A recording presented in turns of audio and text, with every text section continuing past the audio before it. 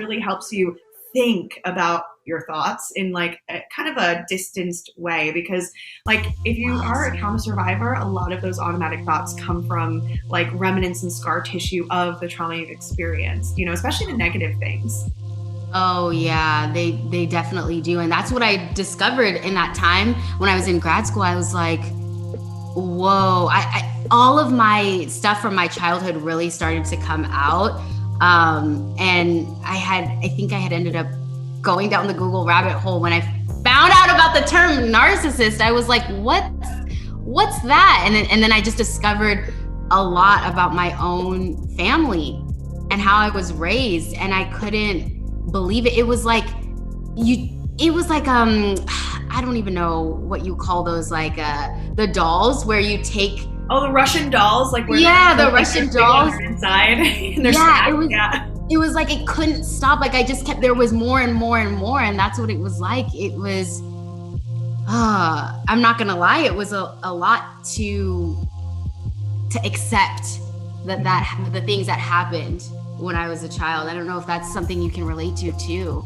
It was. I think one of the things that I was very surprised about during my healing journey and recognizing how many wounds I had from childhood was the amount of grief that I felt.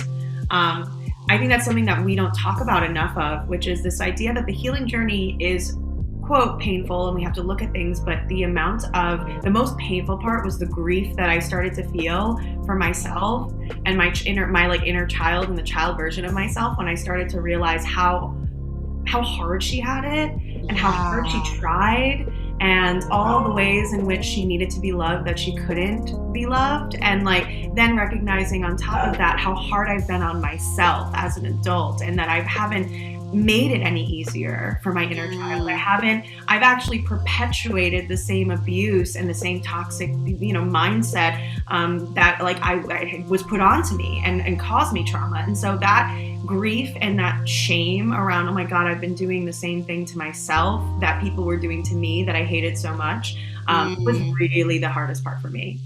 Yeah. Oh my God, the grief is so real. It's double grief, because it's like grief for yourself and, like you said, your inner child, and then grief for maybe the relationship you didn't get to have with your parents. Oh my God, that was cry on this podcast.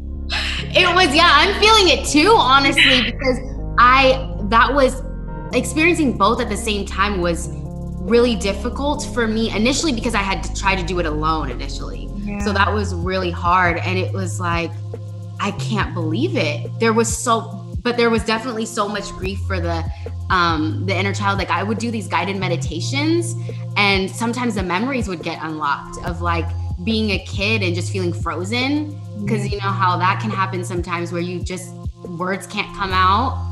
And you're like, I can't believe how did she do it? Yeah. How did she do it? I think a lot of everybody, if you're listening to this, I feel like a lot of you can relate to this. It's like, you realize, oh my God, like she's gone through a lot. Thanks for watching, you guys. If you enjoyed this, click here to check out the full podcast episode. Click here to check out our full library of podcast episodes. And don't forget to hit subscribe so you can be the first to know when we're posting new ones. I'll see you soon.